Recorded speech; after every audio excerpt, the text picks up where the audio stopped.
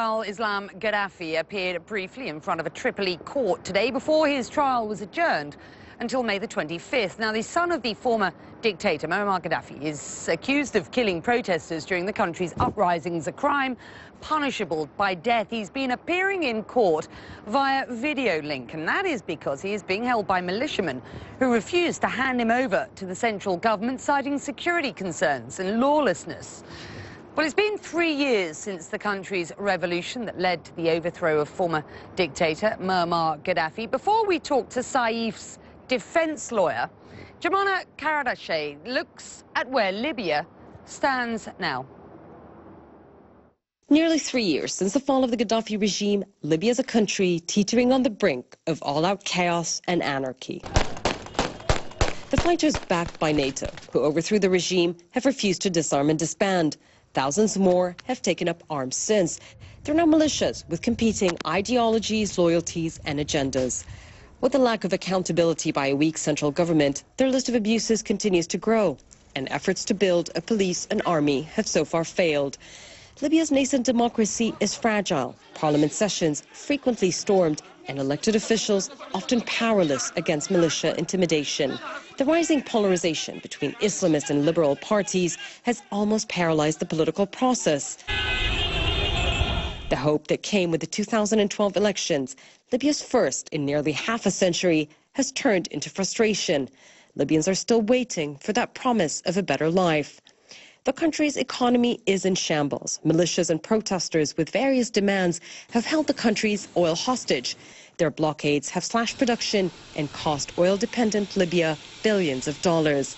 But it's the deteriorating security situation that worries Libyans the most. Rising lawlessness in the capital, Tripoli, where diplomats and even a prime minister have been kidnapped. In Benghazi, the cradle of Libya's revolution, bombings, kidnappings and killings have become all too common. Violence that's blamed on radical jihadist groups that have grown in size and influence since the revolution. Their threat reaching far beyond Libya's borders. Despite the challenges and slow pace of change, most Libyans remain optimistic about the country's future. The drafting of a constitution is finally underway, and parliamentary elections are planned for later this year. But many say they can't do it alone. Libya, once again, needs the support of the countries who helped topple the regime, this time in building a state. Jumana Karadashe, CNN, Tripoli.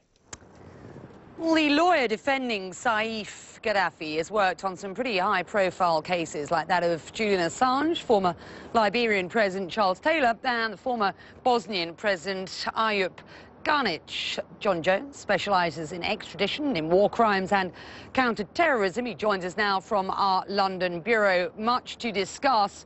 Primarily what this could mean if Gaddafi is, of course, found guilty. Firstly, though, what access have you had to your client? Well, I haven't actually seen him in Libya. I refuse, if you like, to even try to see him in Libya. You may or may not know that when a previous lawyer from the International Criminal Court went to see him, she and 3 others were detained for 4 weeks. There's no secure or safe environment for me to see him there, and it would be impossible for me to actually speak to him, frankly, as his lawyer, under any conditions of confidentiality. On the previous visit, his meetings with his lawyer were recorded and monitored, and so I will see him in The Hague, and that's what I'm... Right, can I clarify this then? At present, Saif Gaddafi has no defence team. Yes, well, I think one has to separate 2 things. I represent him before the International Criminal Court.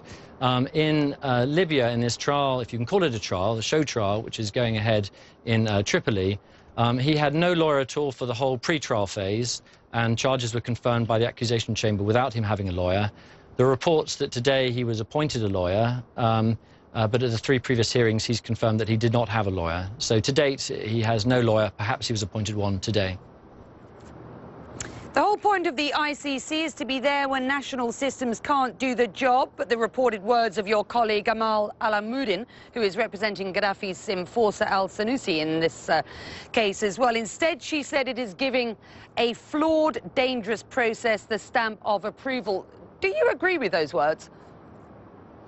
Well, yes, the situation of al-Senussi is slightly different in that the International Criminal Court has said that Libya can try him, whereas in the case of Saif Gaddafi, the ICC ordered last May, that he should be delivered to The Hague. And so in his situation, Libya has been under an obligation, an immediate obligation, for 1 year to deliver him to the ICC. And it's not simply the ICC, that's the United Nations Security Council, when it referred the situation to the ICC, said that Libya had to cooperate. So in our case, we have a situation where Saif Gaddafi should not even be in Libya. He should have been delivered a year ago. Every day that he remains in Libya, Libya is flouting international law. And so in our case, the ICC has not given any seal of approval to this process. On the contrary, the ICC's position is that he should not be there. Let me just crack on. So at this point, the case is adjourned until May the 25th. Is it your understanding that it will continue to be in Libya? And if that is the case, what chance that there is anything but a guilty verdict for Saif, who will, one assumes, and you can tell me whether you think this is correct, be put to death?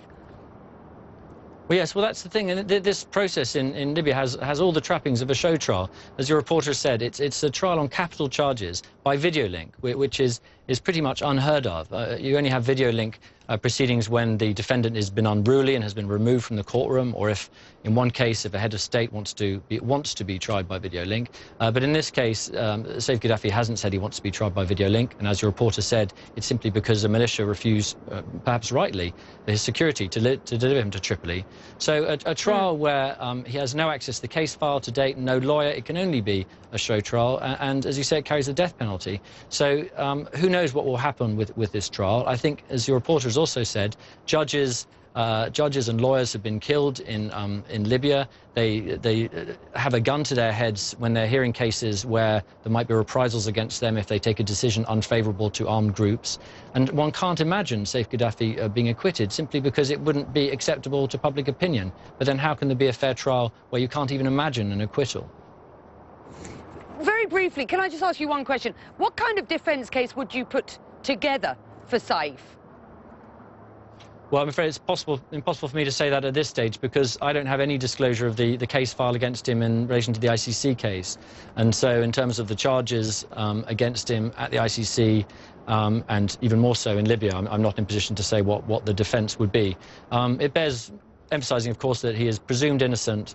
And what I've certainly encountered is a lot of popular prejudice against anyone bearing the Gaddafi name and a presumption of guilt, and that's obviously entirely wrong. John Jones, who specialises in extradition, war crimes and counter-terrorism, out of the London Bureau for you today, assuming to represent Saif Gaddafi if and when he ever gets to the ICC and The Hague. Thank you, sir. We've got the latest coverage from the region on our website and CNN.com, and in Arabic as well on CNNArabic.com. Do read the latest developments on Saif al-Islam and 37 others from the Gaddafi regime who are also standing trial. You've got the story and the latest from the Middle East and North Africa. CNNArabic.com. This is Connect World with me, Becky Anderson, live from Abu Dhabi. It is 22 minutes past 7. Up next, India's next generation could hold the key to the current elections. We'll hear what young voters want